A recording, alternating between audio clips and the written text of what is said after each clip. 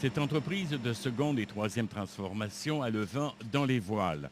Depuis près de 10 ans, elle fabrique principalement des solives de rive en sous-traitance pour la compagnie Norbord. Le rimboard, c'est qu'est-ce qui vient ceinturer, si on veut, les poutrelles en I sur un plancher. Ça fait tout le tour du plancher, ça vient caper le plancher. Elle fabrique aussi des sous-produits pour près de 70 entreprises. On a commencé à faire un peu de crating, un peu d'autres produits, de la découpe sur mesure pour d'autres usines, Uniboard ou d'autres usines en région.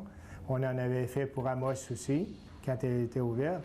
Puis au fil du temps, on a développé ça avec notre clientèle. Simdat investit maintenant plus d'un demi-million de dollars pour agrandir son usine et se spécialiser dans la découpe sur mesure à l'échelle du Québec. Ça va être une ligne de découpe de panneaux de précision, vraiment au 16e près, ce qu'on n'a pas présentement, puis elle va être automatisée. La diversification va rendre moins vulnérable notre entreprise. À l'heure actuelle, elle nous a permis de garder nos employés à temps plein depuis 1 an et demi, puis on prévoit créer 2 emplois additionnels, puis maintenir 8 emplois avec notre usine. À l'instar de plusieurs entreprises, la compagnie fait face à une pénurie de travailleurs.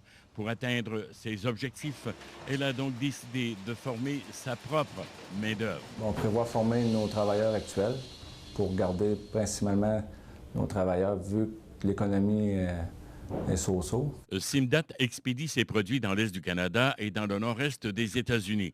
Actuellement, c'est la seule usine de ce genre qui existe au Québec. Les 2 autres concurrents ont fermé leurs portes dans la foulée de la crise forestière. Gilles Hamel, RNC Média, à Val-d'Or.